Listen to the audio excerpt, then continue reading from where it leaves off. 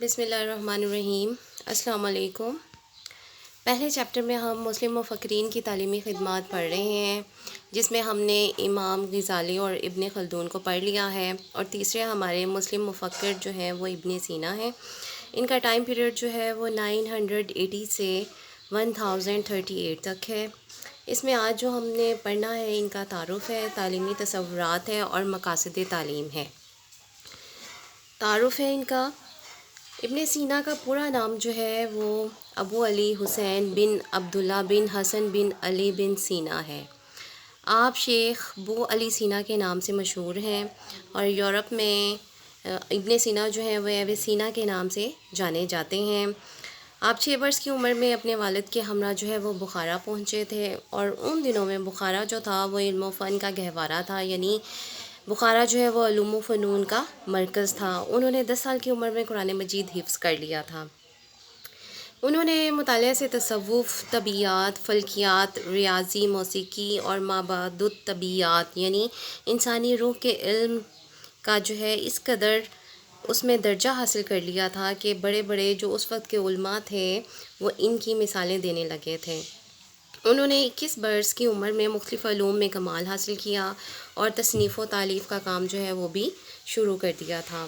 ان کی جو تصانیف ہیں ان کی تعداد جو ہے وہ 100 سے زیادہ ہے، اور ان کی جو مشہور کتاب ہے وہ الشفاء ہے، جو کہ 18 جلدوں پر مشتمل ہے۔ اسے جامع العلوم یعنی کہ اس کو انسائکلوپیڈیا کی بھی حیثیت حاصل ہے۔ اس میں جن مضامین پر بحث کی گئی ہے ان میں جو ہے علوم فلکیات ہیں، طبیعیات ہیں، مابعد الطبیعیات ہیں، کیمیا ہے، ریاضی ہے، موسیقی ہے اور حیاتیات ہیں۔ اور ان کی جو دوسری تصانیف ہیں ان کے بھی ترجمے یورپ کی کئی اور زبانوں میں بھی شائع ہو چکے ہیں۔ ابن سینا ابو ریحان البیرونی کے ہمراہ جو ہے سلطان محمود غزنوی کے دربار میں بھی پہنچے ہیں۔ بعد میں آپ پڑھنے اور پڑھانے اور تصانیف لکھنے میں جو ہے مصروف رہے۔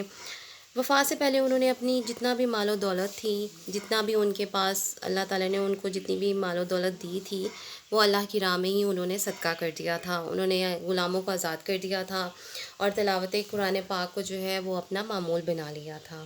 اب آتے ہیں ان کے تعلیمی تصورات کی طرف۔ انہوں نے عقل اور منطقی استدلال کو علم کے حصول کا بہترین ذریعہ جو ہے وہ قرار دیا ہے۔ انہوں نے اپنے تعلیمی تصور میں علم میں جو ہے عقل کو بہت زیادہ اہمیت دی ہے۔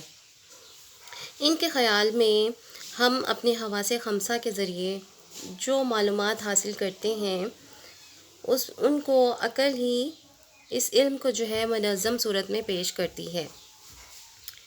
ان کا تصور یہ تھا کہ علم کا جو سرچشمہ ہے وہ عقل مؤثر ہے، اور عقل مؤثر کے ساتھ ہی ہم آہنگی کے نتیجے میں علم حاصل ہوتا ہے۔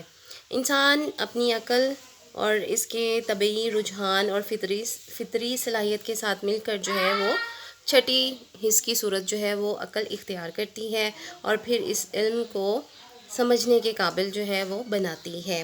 ان کا تصور قدر، اللہ تعالیٰ کی حاکمیت یعنی دونوں جہانوں کا مالک جو ہے وہ اللہ تعالیٰ کی ذات ہی ہے، اور انسان کی عبودیت، انسان کی عبادت، انسان کی تعظیم اور بندگی کے محور کے گرد جو ہے وہ گھومتا ہے، اور یہی تصور قدر جو ہے وہ نظام تعلیم میں بنیادی اس کو حیثیت جو ہے وہ حاصل ہوگی۔ تمام اسلامی عبادات کی پابندی، فکر و عمل میں خلوص اور رضائے الہی کو مقاصد تعلیم میں بنیادی اہمیت حاصل رہے گی ان کے نزدیک۔ اب ان کے چلتے ہیں مقاصد تعلیم کی طرف۔ اس میں نمبر 1 پہ ہے جی، ابن سینا کے نزدیک تعلیم کا جو سب سے اہم اور بنیادی مقصد ہے وہ رضائے الہی کا حصول ہے، یعنی اللہ تعالیٰ کی خوشنودی ہے، اللہ تعالیٰ کی رضا کا حصول ہے۔ وہ تمام انسانوں کو وصیت کرتے ہیں کہ سب سے پہلے اور سب سے آخر میں جو ہے وہ اللہ تعالیٰ کو یاد رکھا جائے۔ اللہ تعالیٰ ہی اس دنیا کا خالق و مالک ہے، وہی ازل سے لے کر ابد تک ہے۔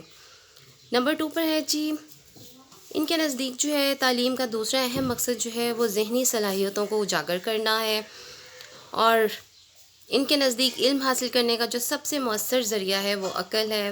وہ یہی کہتے ہیں کہ اگر انسان عقل کے ذریعے علم حاصل کرے تو کبھی بھی غلطی نہیں کر سکتا ہے۔ نمبر 3 ہے، ابن سینا کے خیال میں علم و عقل میں جو ہے ہم آہنگی کا ہونا بہت زیادہ ضروری ہے، اور بہترین عمل وہی ہے جس کی بنیاد خلوص نیت اور علم پر رکھی جاتی ہے، اور ان کے خیال میں یہ بھی ہے کہ جو بھی علم حاصل کیا جائے اس پر عمل بھی کیا جائے، اور ان کی نظر میں علم کے بغیر عمل جو ہے وہ بیکار ہے، لہٰذا علم و عمل میں ہم آہنگی جو ہے وہ بہت زیادہ ضروری ہے۔